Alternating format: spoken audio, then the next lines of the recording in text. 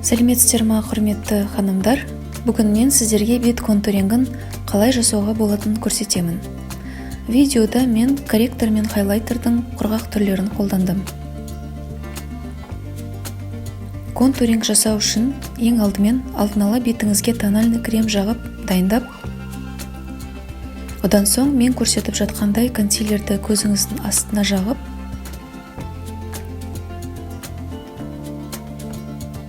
саусағыңызбен осылай үйлестіріп шығасыз.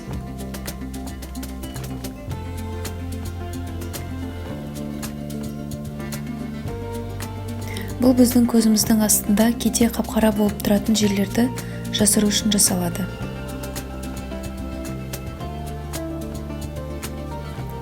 Одан соң мұрын және ерін арасындағы жанындағы аймақтарға да консилерді қолдануға болады. Негізінен жас қыздарға бетке әлі әжім түспеген соң мұрын және ерін аймақтарына консилерді жақпай қойса да болады, бірақ мен сонда да көрсетейін.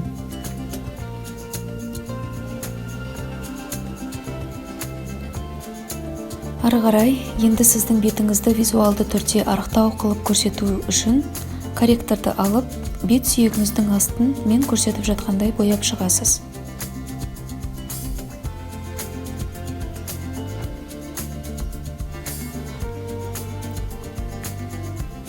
Енді егер сіздің маңдайыңыз менікіндей биік болса, оны визуалды түрде кішірейту үшін осылай шаш пен маңдай шек арасына жағып шығасыз.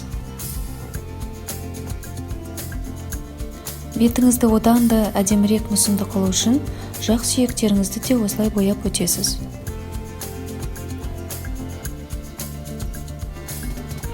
Одан соң мұрныңызды жіңішкерек қылдырып көрсеткіңіз келсе, қырларын осылай корректормен бояп,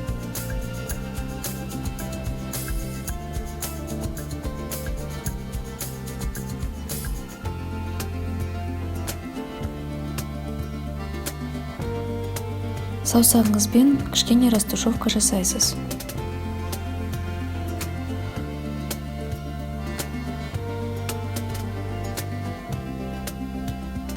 Ортасына хайлайтерді жіңішке сызық қылып жағасыз.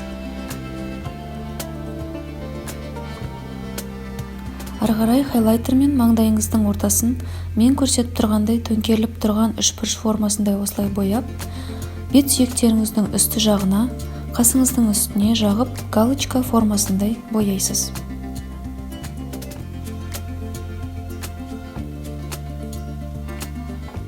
Қастың астын, ерніңіздің үстін, иекті және көздеріңіздің ішкі жақтарын осылай бояуды ұмытпаңыздар.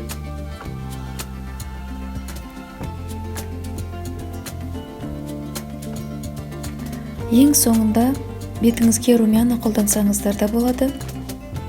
Румянаны жағатын орынды табу үшін жымиып, енді көрініп тұрған бет алмаларына жағып, құлақ ұштарына қарай созып бояйсыз. Бұл сіздің бетіңізге лифтинг эффект береді. Басқа әдіспен де табуға болады.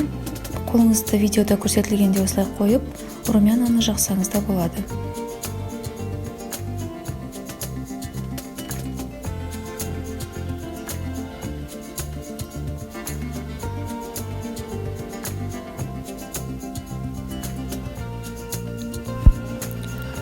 Менің бетім қазір видеоның басындағысына қарағанда арығырақ әрі әдемірек болып қалғанын байқаған шығарсыздар. Осымен контуринг аяқталды. Менің видеом сіздерге пайдалы болады деген үміттемін. Қош кездескенше. Менің каналыма тіркеліп, лайк басуды ұмытпаңыздар.